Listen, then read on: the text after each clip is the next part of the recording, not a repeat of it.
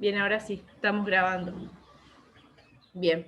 Entonces, lo que ustedes tienen que evaluar son las distintas improntas que dejan las estructuras cardíacas en el corazón. Ustedes lo que van a ver, bueno, siempre lo que se ve es el ápice del ventrículo izquierdo, ¿sí? Como una impronta en la parte, en el hemitórax izquierdo, pero también es muy importante valorar a nivel de la salida de los grandes vasos, del ilio, del corazón, la arteria pulmonar, la aorta, ¿sí? Porque cuando estas arterias, cuando aumenta la presión o cuando estas arterias están agrandadas, se puede ver una impronta más prominente. Inclusive la aorta se puede observar en pacientes añosos un anillo, un hemianillo que implica la calcificación de la válvula aórtica. ¿Sí? Y luego del lado derecho vemos las estructuras derechas, más que nada se observa el agrandamiento de la aurícula, de la aurícula derecha, o inclusive si es muy prominente también del ventrículo derecho, ¿sí?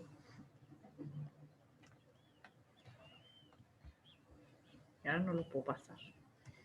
Bien, acá yo les puse este cuadrito en donde ven cada una de las improntas que tienen que ustedes evaluar a la hora de visualizar una placa de tórax de frente. Así como les decía, la más importante y que siempre se ve es la del ventrículo izquierdo, que la tienen marcada en amarillo, y el callado de la aorta, que lo tienen acá arriba en rojo. Muchas veces acá en esta parte en donde está marcado en rojo, se ve como una semiluna radiopaca por la calcificación del botón aórtico, ¿sí? Y a veces este botón es bastante prominente.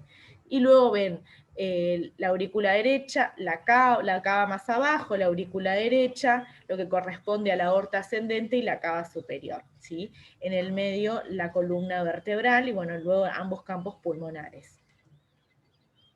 Algo muy importante que tenemos que valorar cuando vemos una placa de tórax o en un paciente que tenemos sospecha de enfermedad cardiológica es evaluar algo que se denomina el índice cardiotorácico.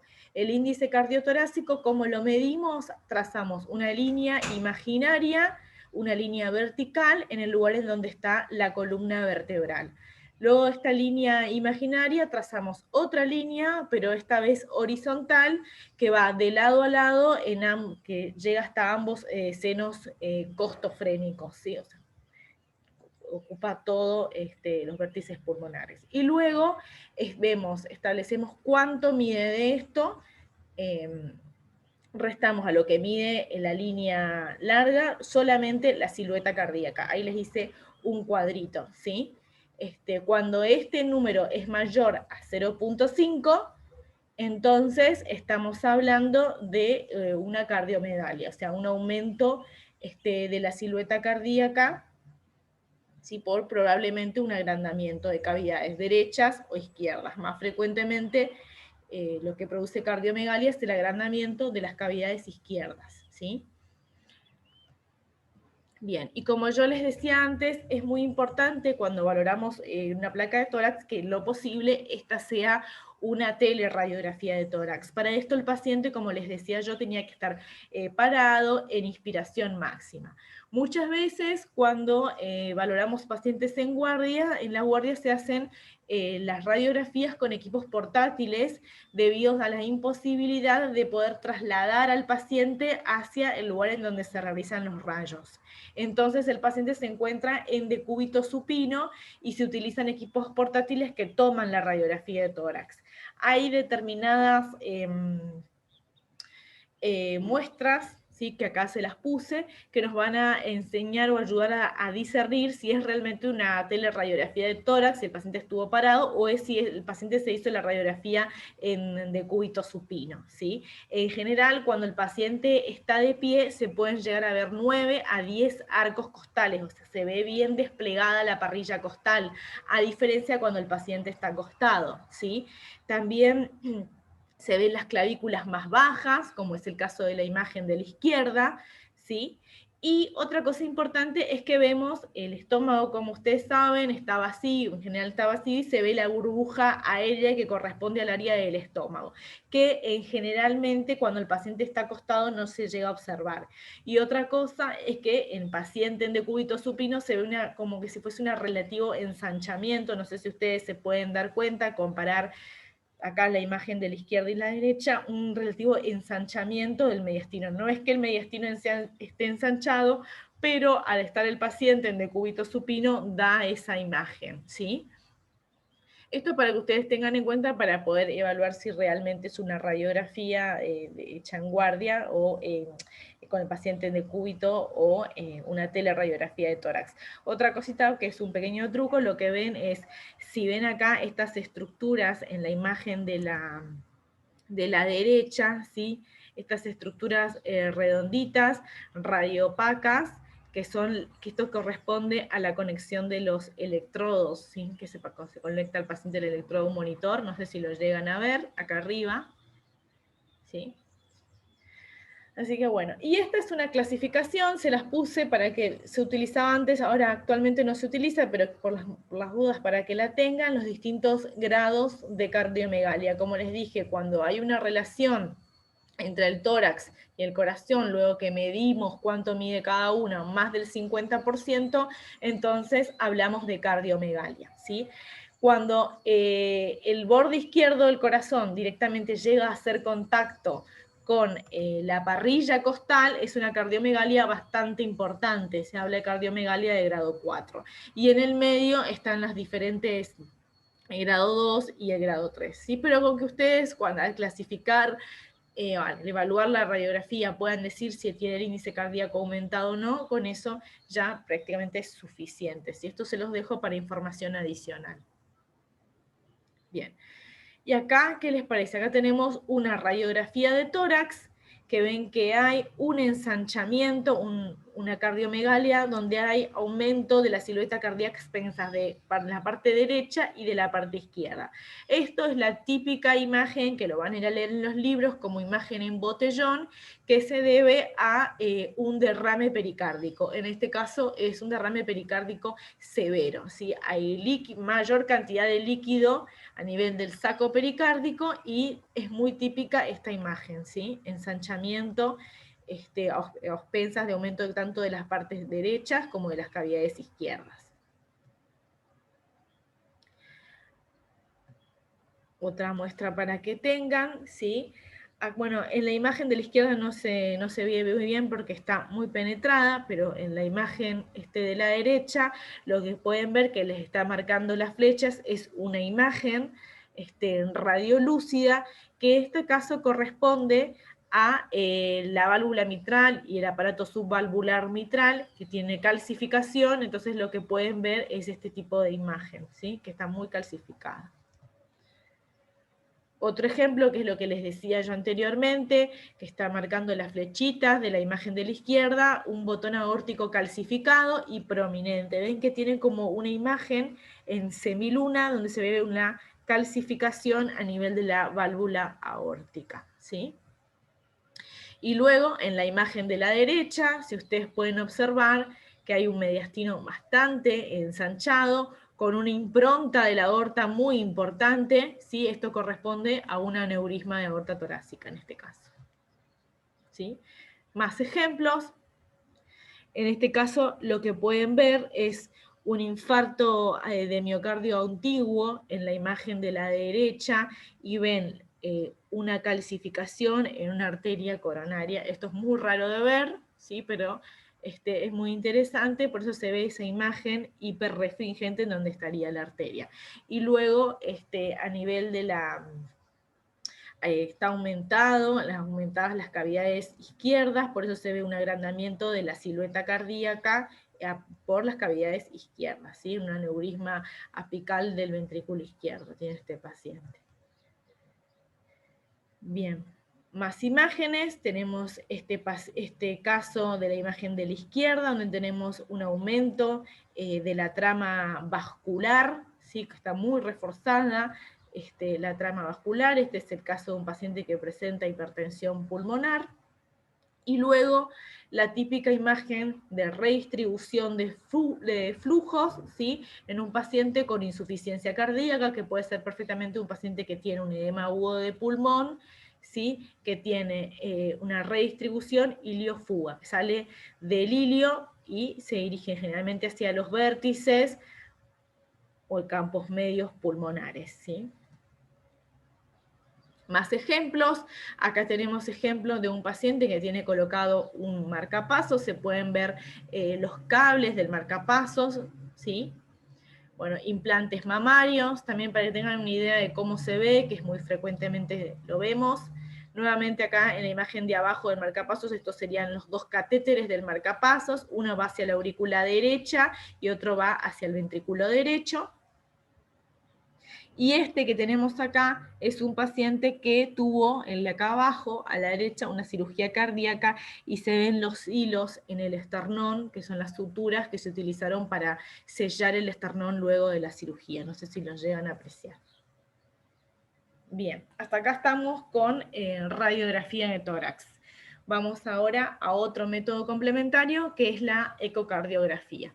El ecocardiograma es un método que se utiliza prácticamente de rutina en la valoración de todos los pacientes cardiológicos y utiliza como principio el ultrasonido, ¿sí? A través del ultrasonido que pasa diferentes estructuras de acuerdo a la intensidad de los tejidos que pasa el haz de ultrasonido. Estos se codifican en una consola y vamos a ver distintos tipos de imagen, ¿sí? Más hiperecogénicas, como en el caso de estructuras más densas, como por ejemplo el hueso, ¿sí? Que lo vamos a ver más brillante en la pantalla, y si tenemos estructuras como la sangre o como por ejemplo grasa, por ejemplo la grasa pericárdica, hablando de lo cardiológico, ¿no es cierto? Se ve desde el punto de vista cardiológico, se ve más anecoica o hipoecoica. Sí. Lo que vamos a hacer con el ecocardiograma es ver las dimensiones, es medir las dimensiones de cada una de las estructuras que componen el corazón, ¿sí? Evaluar tanto las dimensiones como su funcionamiento. El ecocardiograma, a través de una técnica que es el Doppler, que permite evaluar los flujos de la sangre dentro del corazón, nos permite, es muy útil también para la valoración de enfermedades valvulares, ¿sí? Tanto enfermedades en válvulas nativas, o sea, en las válvulas que tiene el paciente, como en prótesis valvulares. Una vez que el paciente se hizo un recambio valvular por alguna patología en particular, podemos evaluar el normal funcionamiento de la prótesis. También se utiliza, obviamente, para cardiopatía isquémica, en pacientes que tenemos sospecha de que tiene alguna arteria que puede estar tapada, podría tener alguna alteración de la motilidad de alguna de las paredes del corazón, y también para valoración de pacientes que tienen cardiopatías congénitas. Otra de las cosas muy importantes que podemos ver con el ecocardiograma es, se pueden evaluar el pericardio, que ustedes saben que es la membrana que rodea el corazón, se puede evaluar si hay líquido, y se puede también además cuantificar la jerarquía en leve, moderado, severo a partir del ecocardiograma. El ecocardiograma tiene otras modalidades, el que generalmente utilizamos, y es la primera aproximación diagnóstica siempre, es un ecocardiograma transtorácico, ¿sí? Que para eso el paciente se pone en decúbito lateral izquierdo, y como ustedes están viendo en la imagen, el operador con un transductor va a ir evaluando, va a ir recorriendo el tórax del paciente para ir evaluando las diferentes estructuras. Pero también tenemos distintas modalidades, como son el ecocardiograma transesofágico, que en este caso el transductor está colocado en una sonda que tenemos que hacer al paciente, colocarle esa sonda por la boca, ¿sí? El paciente tiene que ir, se va progresando la sonda para llegar al esófago. Ustedes saben que el esófago es la estructura que se encuentra más posterior al corazón, por lo tanto, al estar mucho más cerca, nos permite evaluar en más detalle algunas estructuras que con el ecocardiograma transtorácico no son tan fáciles de acceder. Sobre todo es muy útil en casos de la valoración de valvulopatías izquierdas, el eco transesofágico, y también para pacientes en donde por alguna patología, por ejemplo pulmonar, un paciente POC no se pueda, o un paciente obeso no tenga muy buena ventana ultrasónica, o sea que no podamos ver muy buenas imágenes o calidad de imágenes por la vista transtorácica. Entonces, en estos casos, una opción es el eco transesofágico, ¿sí? Tiene algunas... El eco transesofágico tiene una preparación, no es como el transtorácico que no requiere ninguna preparación, sino que el paciente debe encontrarse en ayunas, ¿sí? Si tiene prótesis dentales. Disculpen, les voy a aceptar a su compañera. Bien, si tiene prótesis dentales hay que removerlas por la posibilidad de que el paciente se aspire con la prótesis, ¿sí? Y se coloca la sonda en donde se observan, bueno, se progresa hacia el esófago, como les decía, y se puede observar más de cerca algunas estructuras cardíacas. Esto requiere preparación, y otra cosa que se hace, generalmente se coloca un anestésico a nivel de la orofaringe para poder progresar la sonda sin ningún inconveniente, ¿sí? Y otro de los estudios, que en este caso el ecocardiograma se transforma en un estudio funcional, es la ecocardiografía de estrés, o el ecoestrés, como lo habrán escuchado. El ecoestrés es un estudio en donde en primer lugar se evalúan condiciones basales y luego se hace realizar ejercicio al paciente. Se puede realizar o con ejercicio en una bicicleta supina, o bien otra de las posibilidades es inyectar algunas sustancias que utilizamos habitualmente, la dobutamina o el dipiridamol, para realizar un estrés, un aumento de la frecuencia cardíaca del paciente, y valorar si hay alguna, comparar entre la basal, o sea, la imagen que se tomó en reposo y la imagen que se toma en ejercicio, comparar en ambos casos si hay alguna alteración de la motilidad nueva o alguna valvulopatía nueva que nos permita generar un indicio de que este paciente, que nos da un indicio, puede tener enfermedad cardiopatía isquémica. Pero también se utiliza para valoración de válvulas, ¿sí? El ecoestrés tiene otras indicaciones también. ¿Sí? Acá tenemos un ejemplo, esto sería un ecocardiograma, ¿sí? Lo que ven son las 4 estructuras cardíacas, arriba los 2 ventrículos, ventrículo izquierdo, el ventrículo izquierdo siempre es el más grande y ocupa el ápice del corazón, y luego tenemos las 2 aurículas, aurícula izquierda y aurícula derecha, con sus respectivas válvulas, ¿sí? La válvula mitral y la válvula tricúspide. Y esto todo está envuelto por una capa que ustedes saben que es el pericardio visceral. Entre medio del pericardio visceral y el parietal hay líquido, que es líquido pericárdico, que bueno, cuando aumenta la cantidad, aumenta su cantidad por algunas determinadas patologías, también podemos observarlo.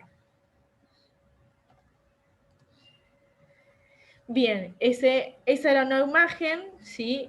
Una vista apical, a nivel del ápice se coloca el transductor y tenemos esta vista, y luego si lo rotamos en forma paraesternal, esta es otra vista que podemos obtener también con el eje, con el ecocardiograma transtorácico. Esto es una vista un paraesternal, un eje largo, donde vemos de superficial a profundo, o sea, más arriba sería más superficial, acá estaría el transductor, ¿sí? Acá tenemos el ventrículo derecho, el septo interauricular, acá tenemos el ventrículo izquierdo, ¿sí?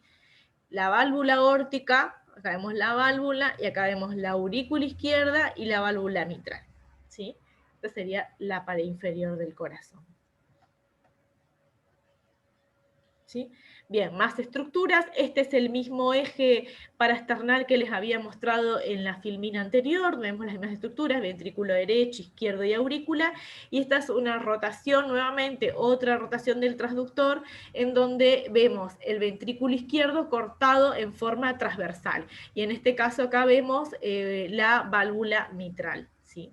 Que son las comisuritas, estas que ven acá, que están un poco calcificadas, de la válvula mitral. ¿Sí?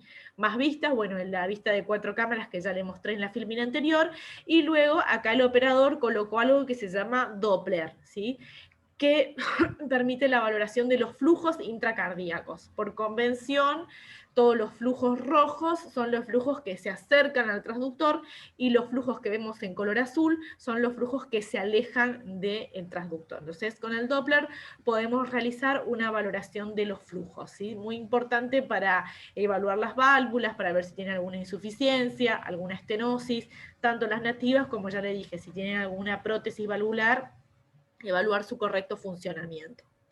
Entonces, como les decía, dentro de la ecocardiografía tenemos la más simple y la que se utiliza en forma prácticamente rutinaria, que es el ecocardiograma transtorácico, ¿sí? No requiere ningún tipo de preparación, solamente tenemos que tener el paciente acostado en decúbito lateral izquierdo y el examinador con el transductor va a ir recorriendo el tórax del paciente para evaluar distintas estructuras. Como ya les mostré, las imágenes, distintos planos, de acuerdo a cómo el operador, el médico va rotando el transductor, va teniendo distintas visualizaciones de distintas estructuras cardíacas, ¿sí? Luego tenemos el ecoestrés, que les comenté, que es bien, se hace hacer ejercicio al paciente o se le coloca en determinadas sustancias que van a producir aumento de la frecuencia cardíaca, y el ecocardiograma transesofágico, que también sería en reposo, que es para valoración más de cerca, algunas estructuras, sobre todo pacientes, se utiliza mucho para pacientes con patologías valvulares. ¿Sí? Bien, y esto es para que tengan una idea. En este caso, en la imagen de arriba, a la izquierda, ven la sonda que está colocando el médico por la boca de la paciente. Generalmente se le coloca primero un anestésico bucofaringio para sedar toda esa zona y que cuando el médico progrese la sonda no genere el reflejo de oxígeno o molestias en el paciente. Y luego acá abajo tenemos un paciente que está realizando una prueba de estrés, un ecoestrés, con una bicicleta supina, ¿sí? El paciente pedalea, de esta manera hace ejercicio, aumenta la frecuencia cardíaca y el médico a través de la pantalla, bueno, va viendo si hay una nueva alteración de la motilidad o una nueva valvulopatía que no presentaba el paciente en reposo. Generalmente antes de hacer el ecoestrés se hace una evaluación con un ecocardiograma transtorácico en reposo. Bueno, esto es más o menos lo que les venía diciendo. Con el Doppler color utilizamos los colores azul y rojo, que son los que se utilizan por convención, nos permiten evaluar cuáles son las direcciones que va tomando el flujo sanguíneo, ¿sí? Bien, ahora les voy a dar que ustedes escuchen un videíto acerca de la ergometría. Espero que lo puedan ver. Yo soy la doctora María Celeste Carrero y esto es 2 minutos por tu corazón. Vamos a hablar sobre qué es la ergometría o prueba de esfuerzo. La ergometría es un estudio complementario en el cual evaluamos la respuesta del aparato cardiovascular ante la actividad física protocolizada. El paciente va a realizar actividad física ya sea en una bicicleta o en una cinta deslizante siguiendo un determinado protocolo en el cual tratamos de llegar a un gran esfuerzo en poco tiempo para evaluar cómo responde el aparato cardiovascular a este esfuerzo y cómo se recupera después del mismo. Se va a requerir personal capacitado que sepa realizarla, interpretarla y responder ante una complicación del estudio. Se va a requerir una cinta deslizante o una bicicleta o cicloergómetro. Es una bicicleta especial en el cual podemos determinar cuánto esfuerzo está realizando el paciente durante cada una de las etapas. Y por otro lado, vamos a requerir un monitoreo electrocardiográfico constante, ya que registramos la actividad con un electrocardiograma continuo durante la prueba de esfuerzo y en la recuperación. Y también debemos tomar la presión arterial en cada una de las etapas. El paciente va a tener que poder realizar actividad física para realizar la ergometría, esto es algo fundamental. Se va a desnudar el torso del paciente y se le van a colocar los electrodos para realizar un electrocardiograma continuo durante la actividad física. El paciente va a ir realizando la actividad física con etapas de 2 o 3 minutos, cada vez con un esfuerzo progresivo y mayor. Una vez que llega a la frecuencia cardíaca máxima o el esfuerzo máximo estipulado para ese paciente, la prueba se detendrá y se evaluará la recuperación del aparato cardiovascular ante un esfuerzo máximo. En cada una de las etapas se tomará la presión arterial y se evaluará la presencia de síntomas como puede ser el dolor de pecho, la falta de aire, palpitaciones u otros síntomas que requiere el paciente. La ergometría otorga mucha información. Originalmente fue desarrollada para la evaluación del paciente con angina de pecho o enfermedad coronaria, en el que cuando lo exponemos a un mayor esfuerzo, muchas veces se puede ver el aporte insuficiente de sangre a través de una coronaria obstruida. Sin embargo, hoy por hoy utilizamos la ergometría no solo para la evaluación de la enfermedad coronaria y la detección en etapas presintomáticas, sino también que se utiliza, por ejemplo, para la evaluación de la capacidad funcional de deportistas, se puede utilizar para la respuesta de la presión arterial frente a situaciones de estrés, se puede utilizar como pronóstico cuando tenemos un paciente con enfermedad coronaria tratada y queremos ver cómo responde al tratamiento, como evaluación de diferentes miocardiopatías ante el esfuerzo. La ergometría es una prueba complementaria muy útil que en manos especializadas otorgará información invaluable para el manejo de un paciente con patología cardíaca.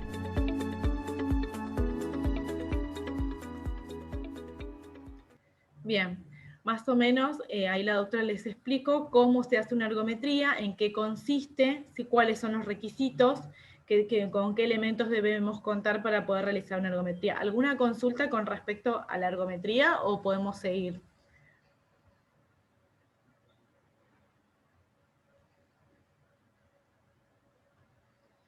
Bien, continuamos entonces, chicos, con el estudio Holter. El estudio Holter es un estudio que se realiza generalmente en los pacientes que tenemos sospecha, que tienen ya una arritmia y queremos, por ejemplo, evaluar el tratamiento antiarrítmico que le suministramos, o bien un paciente con sospecha de algún tipo de arritmia que consulta por palpitaciones, por síncope, o bien evaluamos un electro y tiene la frecuencia cardíaca más baja de lo que consideramos habitual y no está tomando ningún fármaco para que la frecuencia cardíaca la tenga baja. Entonces, una de las indicaciones es la realización de un estudio Holter, ¿sí?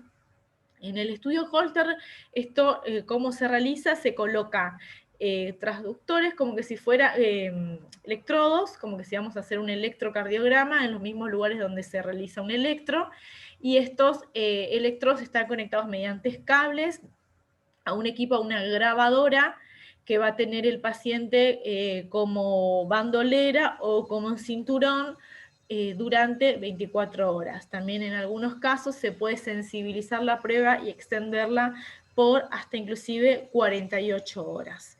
Entonces se colocan estos electrodos y se le pide al paciente que tenga una vida, que continúe con su vida normalmente, ¿sí? Hasta el lapso de 48 o 24, 48 horas en donde se va a retirar el dispositivo. Una vez que se retira el dispositivo, el médico conecta este equipo a una computadora y se puede evaluar las grabaciones de los registros del electrocardiograma del paciente en ese lapso de tiempo, ¿sí? Se puede ver si en algún momento tuvo pausas, si aumentó la frecuencia cardíaca, si aumentó la frecuencia cardíaca y tuvo algún tipo de arritmia, ¿sí? A qué hora.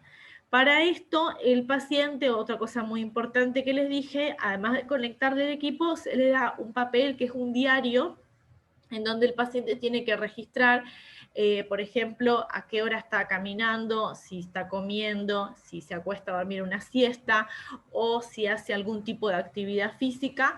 El paciente lo va a registrar en ese diario a qué hora realiza esa actividad determinada para que luego el médico cuando analice los registros electrocardiográficos obtenidos, pueda evaluar si es concordante, por ejemplo, el aumento de la frecuencia cardíaca del paciente con alguna actividad de esfuerzo que el paciente realizó en ese momento, ¿sí? O bien, si baja demasiado la frecuencia cardíaca, evaluar si el paciente estaba durmiendo, si fue una situación postprandial, ¿sí? Todo eso a través del diario que va a elaborar el paciente, ¿sí?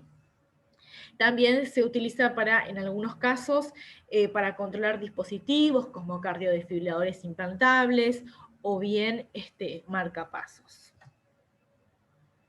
Bien. Un estudio muy similar, pero en este caso lo que vamos a hacer es evaluar la presión arterial, es la presurometría o mapa, ¿sí? Se dice mapa o presurometría, no se dice Holter de presión. La presurometría lo que hace es lo mismo, es la colocación de un equipo que va a tomar la presión durante 24 horas al paciente. Estas presiones se graban. También se le da al paciente un diario para que consigne todas las actividades que está realizando, ¿sí?, a lo largo del día. Y la presurometría lo que informa es la presión sistólica, la media y la diastólica a lo largo, y la frecuencia cardíaca también, a lo largo de un plazo de 24 horas. Es muy importante para evaluar la presión arterial, sobre todo en horas de la noche, que no nos permite evaluar. Si nosotros le decimos al paciente que haga un registro domiciliario de sus controles de presión, justamente en horas de la noche no vamos a tener estos registros, entonces es más completa para una evaluación más integral a lo largo del día, ¿sí? ¿Para qué la indicamos? Es para casos de sospecha de un paciente que tiene hipertensión aislada, que quizás tenga algún registro de hipertensión limítrofe en el consultorio, ¿sí? Para también, en algunos casos, en casos de hipertensión arterial resistente, para evaluar el tratamiento a los fármacos que le dimos al paciente, evaluar si tiene hipertensión arterial en el secundaria, ¿sí?, pacientes jóvenes que tienen hipertensión, debutan con registros de presión arterial muy elevada, y muchas veces es compleja establecer la causa, porque generalmente son enfermedades que tienen una prevalencia muy baja, ¿sí? Para la hipertensión en el embarazo. Y otra cosa muy importante que nos permite este estudio es evaluar el ritmo circadiano de presión arterial y la presión arterial nocturna, como ya les comenté anteriormente, ¿sí? Para eso, bueno, indica, cuando ustedes lean el informe del mapa, lo que les va a decir es el registro, el promedio diurno de las presiones arteriales. En la conclusión del mapa, de la presurometría o mapa, les dice el el promedio diurno, el promedio nocturno, ¿sí?, y si hubo o no un descenso de la presión arterial en la noche. Generalmente, durante las horas de la noche, cuando el paciente descansa, durante el sueño tiene que haber un descenso de la presión arterial, ¿sí? Esto se llama el patrón Dipper. Si no hay este descenso, de la presión arterial, también es muy importante, tiene valor pronóstico para los cardiólogos que evalúan un paciente con hipertensión arterial. Bueno, y esas son una de las cosas que informa el médico en la conclusión de este estudio, ¿sí? Bien. Vamos a otro de los estudios, que este estudio se denomina TIL test o test de la mesa basculante. Este estudio lo que consiste es en colocar a un paciente en una camilla basculante, ¿sí? En un principio, en forma basal, se le va a tomar la presión arterial. Muchas veces se conecta un monitor donde podemos ver la frecuencia cardíaca, o si no está conectado un monitor, un electro, pero es imprescindible que se conecte un monitor porque tenemos que tener un registro de la frecuencia cardíaca y un registro electrocardiográfico continuo, ¿sí? Y bueno, se toma la presión y la frecuencia cardíaca. Luego el paciente se lo va basculando en un ángulo de 60 a 80 grados, ¿sí?, por 45 minutos o hasta el momento en que el paciente sienta alguna molestia, que puede ser mareos, falta de aire, disnea, ¿sí?, hasta ese momento. Y se vuelve a evaluar la frecuencia cardíaca, el electro del paciente y la tensión arterial. Hay distintos tipos de respuestas que puede generar la camilla basculante. Una es la cardioinhibitoria, que corresponde a una disminución de la frecuencia cardíaca, generalmente es menos de 40 latidos por minuto, o bien que tenga episodios de asistolia, ¿sí?, hasta 3 segundos, o vasodepresora, cuando disminuye la frecuencia cardíaca. o una respuesta mixta que incluya una disminución de la frecuencia cardíaca y a la vez hipotensión arterial, ¿sí? Generalmente este estudio se realiza en pacientes que tuvieron una pérdida transitoria del conocimiento o un síncope que sospechamos que pueda tener un mecanismo de producción neuromediado, ¿sí? Un reflejo neuromediado es muy frecuente realizar. Generalmente también lo que hace este estudio es poner a prueba el sistema nervioso autónomo. Si el paciente tiene algún tipo de disautonomía, puede evaluarse durante este estudio. Esto, por lo tanto, es más frecuente en pacientes muy jóvenes y en pacientes más añosos, ¿sí? Que podamos tener algún tipo de prueba positiva. Y de acuerdo, bueno, a la respuesta, si es necesario, se puede llegar hasta inclusive a colocar un marcapasos, en el caso de una respuesta cardioinhibitoria, si tiene episodios de asistolia, o bien hacer ejercicios, en algunos casos si es solamente por un mecanismo vasodepresor, por ejemplo que el paciente tenga hipotensión ortostática, entonces que esto se ponga en evidencia esta prueba, se hacen algunos ejercicios que se llama TILT Training, que vienen justamente del nombre de esta prueba, que se llama TILT Test, ¿sí? Para enseñarle al paciente que se levante en 3 tiempos, si está acostado se siente, luego se pare, ¿sí? Que sea de una manera más progresiva, ya que hay una desregulación autonómica que impide la rápida compensación de la presión arterial, ¿sí? Y los pacientes tienen algo que se denomina hipotensión ortostática. Bien. Bueno, vamos a otro de los estudios. Esta vez es otro estudio funcional, que lo habrán escuchado como cámara gamma cardíaca, o también las siglas en inglés, que se lo llama SPECT, ¿sí? Para estos estudios, son estudios funcionales.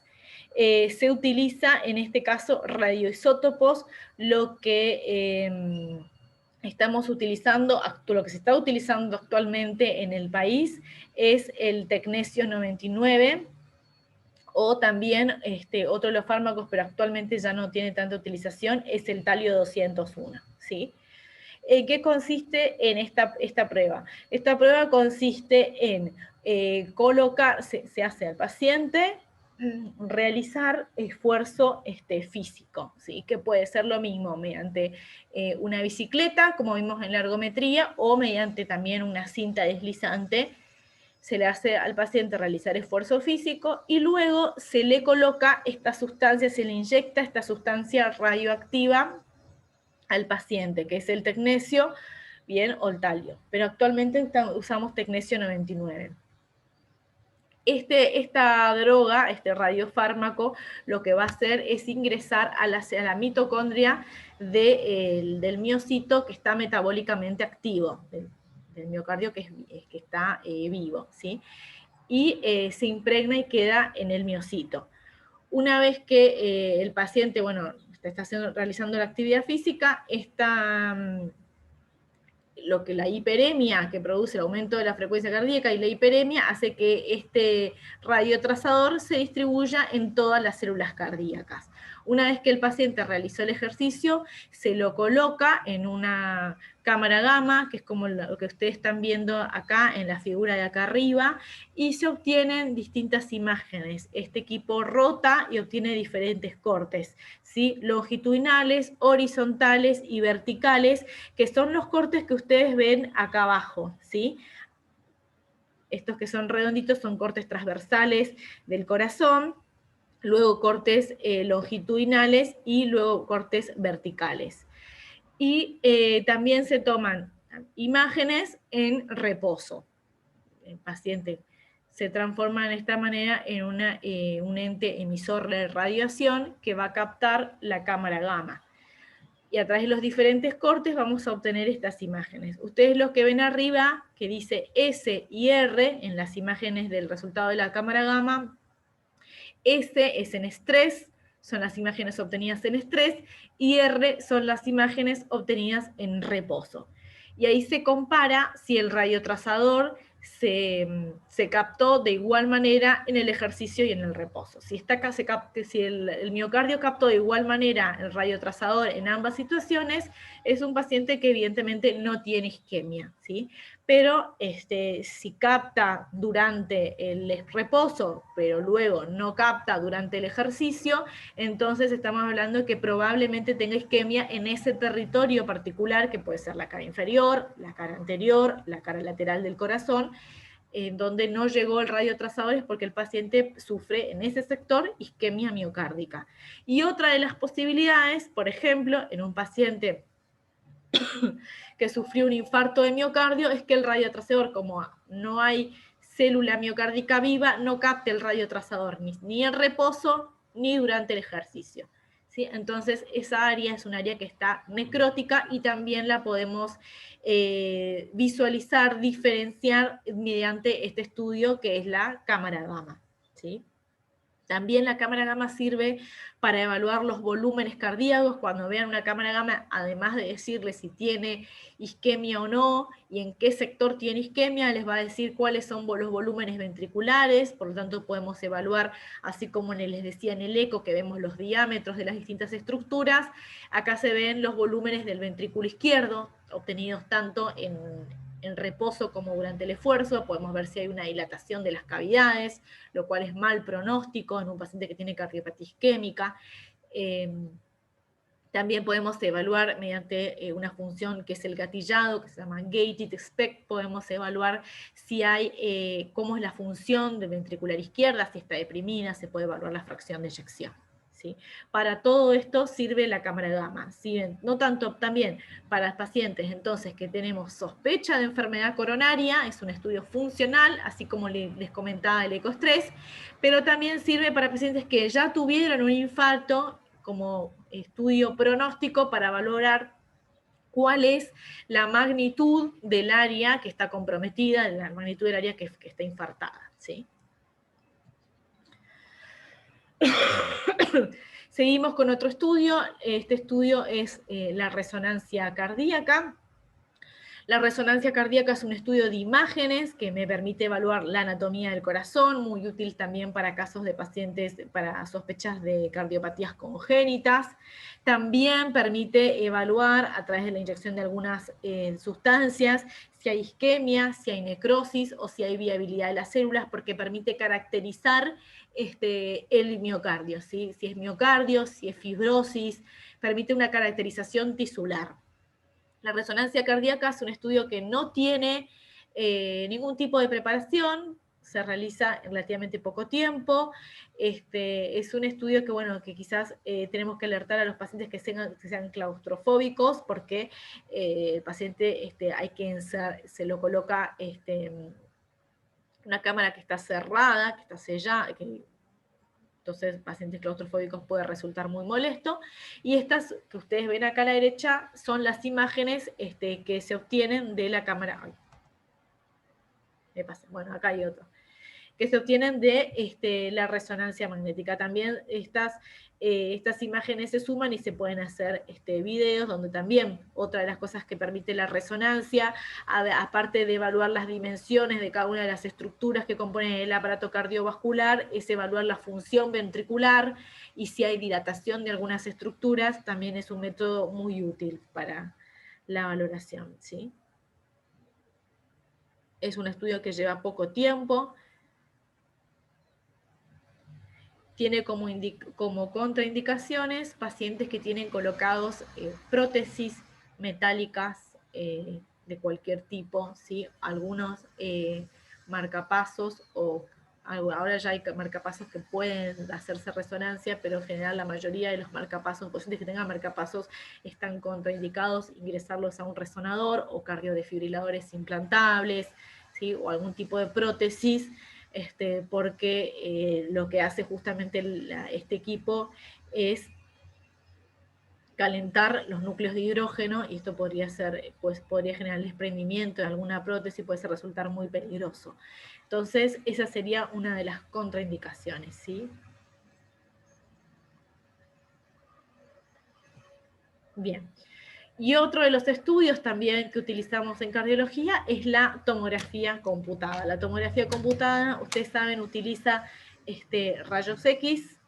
Se puede utilizar para una valoración no invasiva de las arterias coronarias, ¿sí? Para este caso se inyecta una sustancia iodada de contraste que tiñe las arterias coronarias y podemos visualizar todo el recorrido de las arterias coronarias. Es muy útil y se usa mucho para anomalías del nacimiento de las arterias coronarias, ¿sí? Orígenes anómalos de las coronarias, porque permite la visualización y todo el trayecto de la arteria coronaria en cuestión. ¿Tiene preparación? Sí, requiere que el paciente haga ayuno de sólidos y líquidos de por lo menos 6 horas. Otra cosa muy importante es que el paciente tiene que tener una frecuencia cardíaca entre 60 y 70, o sea que si tiene una arritmia, por ejemplo, fibrilación auricular, que hace que la frecuencia cardíaca esté más elevada, tenemos que tener buen control de la frecuencia cardíaca antes de colocar al paciente en el tomógrafo. Los tomógrafos actuales que tenemos hacen corte de varias pistas, hacen cortes muy finitos de cada una de las capas del corazón, y eso permite una reconstrucción tridimensional, que son las imágenes que ustedes están viendo. Son tomografías con reconstrucción tridimensional. También permite hacer algo que se llama score de calcio, que es la detección de calcio en las arterias coronarias, muy importante como pronóstico de pacientes con cardiopatía isquémica, ¿sí? Y acá lo que ven en una de las imágenes que tienen acá abajo es una lesión en una de las arterias coronarias,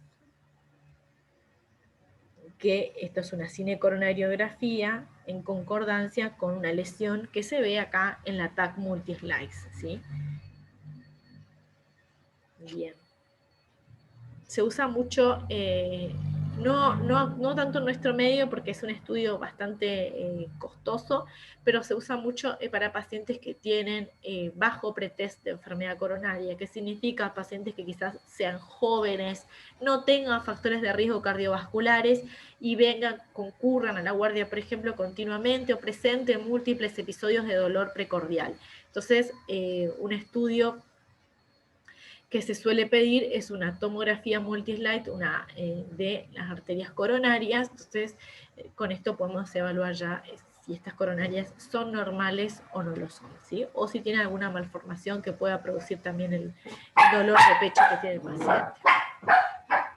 Bien, y otro de los estudios muy importantes en la cardiología, tanto es un estudio para diagnóstico como también se realiza para tratamiento, es el cateterismo cardíaco o la cinecoronariografía. Lo van a ver resumido a veces, quizás en alguna historia clínica, como CCG, se refiere a este estudio, cinecoronariografía. La cinecoronariografía es un estudio que se realiza mediante la colocación, la introducción de catéteres, que son, en general, se colocan o bien en la arteria femoral, que está a nivel de la ingle, o actualmente y más frecuentemente lo que se está usando ahora es en la arteria radial. A través de estas arterias se introducen catéteres y se llega a las arterias coronarias o a los grandes vasos. También se puede estudiar, por ejemplo, la aorta, las arterias renales, lo que nosotros querramos. Entonces, se avanzan estos catéteres con una guía de rayos X, y se coloca en las arterias coronarias, se infunde un contraste, que es un contraste iodado. A través de la infusión de este contraste, bueno, esto llena todas las arterias coronarias y nos permite a nosotros, a través de la ayuda de los rayos X, la evaluación de todo el árbol coronario, ¿sí? Y en el caso en donde el paciente tenga alguna alteración en el relleno de este líquido, no llega el líquido, esto se debe a que hay alguna lesión que esté impidiendo el correcto llenado del contraste iodado, lo que implica que el paciente tenga enfermedad coronaria, ¿sí? También se puede, a través del cateterismo cardíaco, evaluar la función ventricular, obviamente también anomalías congénitas de las arterias coronarias, lo mismo que la tomografía, también se van a visualizar si el paciente las tiene, ¿sí? Una Este angiografía es coronaria o videíto. cateterismo cardíaco es un examen de rayos X de los vasos y cámaras del corazón que por lo general se realiza para identificar una arteria coronaria obstruida o estrecha que evita que la sangre llegue al músculo del corazón. El estudio también se puede utilizar para medir el tamaño y la función de las cámaras del corazón y la función de las válvulas del corazón. Cuando usted llega al hospital, se le colocará una vía intravenosa y un monitor cardíaco, y es posible que se le administre un sedante intravenoso u oral para ayudarlo a relajarse. La mayoría de los procedimientos de angiografía coronaria duran de 1 a 2 horas. Antes del procedimiento, se lo colocará en una camilla de exploración equipada con un fluoroscopio, un dispositivo que proyecta imágenes de rayos X. Durante el procedimiento, el fluoroscopio se desplazará por el tórax en todas las direcciones para registrar imágenes del corazón y arterias coronarias desde múltiples ángulos. La mayoría de los cateterismos cardíacos se realiza a través de la arteria femoral en la ingle, pero los cateterismos también se pueden realizar a través de una arteria del brazo. El médico anestesia la piel en la zona de la ingle e inserta una aguja en la arteria femoral. Una vez que se coloca la aguja, se pasa un conductor a través de ella y se lo guía cuidadosamente por el sistema arterial hasta el corazón. La aguja se retirará y se reemplazará por un tubo flexible pequeño denominado vaina, el cual permite el acceso a la arteria femoral. Luego un catéter flexible y blando se deslizará sobre el conductor a través de la vaina y se dirigirá hacia el corazón. El médico vigilará el movimiento del catéter en el fluoroscopio. Es posible que sienta presión mientras se insertan el conductor y la vaina, pero no sentirá el movimiento dentro de las arterias. Para evaluar las arterias coronarias, el médico retirará el conductor guía, colocará la punta del catéter dentro de las arterias, una a la vez, e inyectará un tinte especial. Este tinte le permite al fluoroscopio tomar imágenes de rayos X denominadas angiogramas del interior de las arterias. Las obstrucciones se identificarán claramente a medida que las arterias se llenen de tinte. Cuando se inyecta el tinte, puede sentirse acalorado o con un poco de náuseas. Después de haber registrado suficientes imágenes de las arterias coronarias y sus afluentes, el catéter se retirará por la ingle. Se debe aplicar presión sobre la arteria femoral para evitar una hemorragia. Luego se lo llevará a la sala de recuperación, donde se lo observará durante 30 a 60 minutos. Pasado ese lapso, se le pedirá que se recueste boca arriba durante varias horas con un vendaje de presión sobre la ingle. Es posible que se le dé de alta el mismo día o después de pasar una noche en el hospital. Bien, más o menos lo que les explicaba. Y estas son imágenes de ejemplos de cómo vemos las arterias coronarias con un cateterismo cardíaco, ¿sí?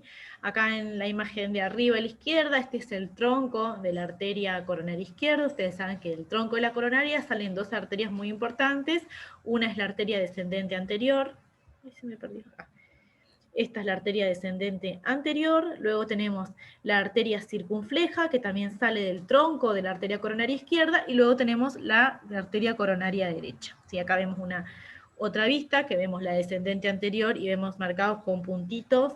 Está una como interrupción en la arteria, como falta de llenado, que corresponde a una lesión en tercio proximal de la arteria descendente anterior. Y esto que vemos acá como en forma de letra C es la arteria coronaria derecha. Esta imagen que tenemos acá es un ventriculograma, ¿sí? Con donde se conectan, se inyecta contraste, en este caso en el ventrículo izquierdo. Y esto permite evaluar a través de este método, que es el cateterismo cardíaco, cuál es la función ventricular izquierda, ¿sí?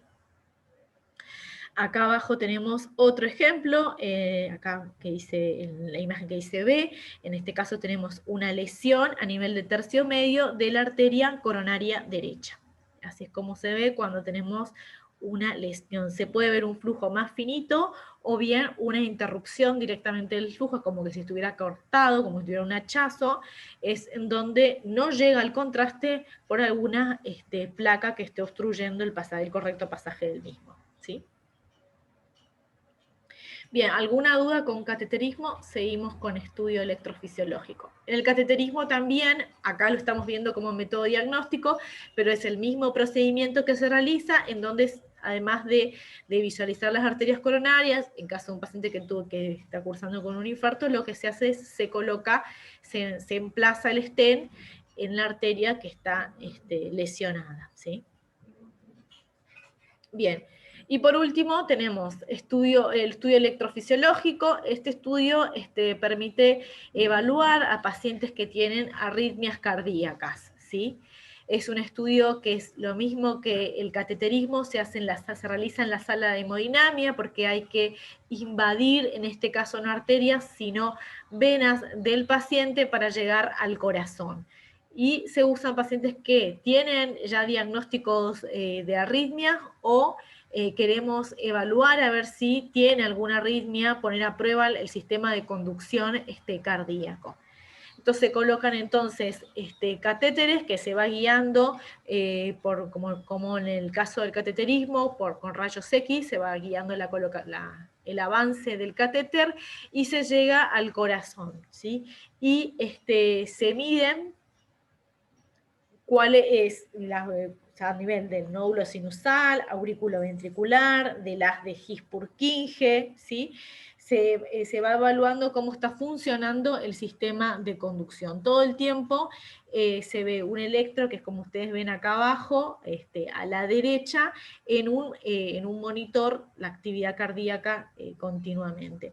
En algunos casos lo que se hacen es se evalúan los distintos tiempos de conducción a nivel del nódulo auriculoventricular, del nodo sinusal, a ver si el paciente requiere un marcapasos. O se evalúan distintos tipos de arritmias ventriculares, por ejemplo, o auriculares, para ver cuál es el foco de salida, en qué lugar se están disparando estas arritmias, ¿sí? Además de por vía, así por rayos X, también hay actualmente sistemas de navegación que no requieren la ayuda de rayos X, hay un sistema de navegación que se llama Navex, otro se llama Carto o Rhythm, que son sistemas que no requieren la ayuda de los rayos X para el posicionamiento, para ver en qué lugares del corazón estamos, ¿sí? En algunos casos también se puede realizar el estudio electrofisiológico, puede ser terapéutico porque se utiliza, por ejemplo, también para quemar a determinados haces que están generando arritmia a nivel del corazón, ¿sí? Entonces, en estos casos se coloca una descarga eléctrica en puntos muy precisos para algo que se denomina ablación de algunos tipos de arritmias. ¿Sí? Y en este caso tienen arriba un electrocardiograma de señales intracavitarias, un electrocardiograma de adentro del corazón, y se ven las distintas partes del sistema de conducción. El His-Purkinje, el nódulo sinusal, ¿sí? Se le aplican estímulos y se va viendo cuánto es el tiempo de reacción en cada uno de estos lugares para ver si hay alguna disfunción del nodo sinusal o del nódulo auriculoventricular, ¿sí? Bien, y con esto terminamos estudio electrofisiológico. Lo que es muy importante es que tengamos bien en cuenta cuando nos corresponda pedir algunos de estos estudios, es que los exámenes complementarios son tal cual como le dice su nombre, son complementarios. Entonces, tenemos que nosotros a través de una adecuada anamnesis y examen físico, llegar a un posible diagnóstico etiológico, un diagnóstico diferencial, y en base a eso pedir el examen que corresponde para la patología que estoy sospechando, ¿sí? Es complementario de la actividad médica que nosotros realicemos. Por sí solos no nos da ningún tipo de información si no tenemos pensado un esquema, un diagnóstico posible diferencial de la patología del paciente. O sea, eso de comenzar a pedir un montón de estudios para ver qué tiene, generalmente no llega a nada. Tenemos que siempre realizar primero nosotros, a través del examen físico de anamnesis, una posible adquisición diagnóstica, y luego pedir el examen complementario que va a confirmar lo que nosotros tenemos, o descartar lo que nosotros tenemos pensado, ¿sí? Bien. Bien, chicos, voy a dejar de grabar.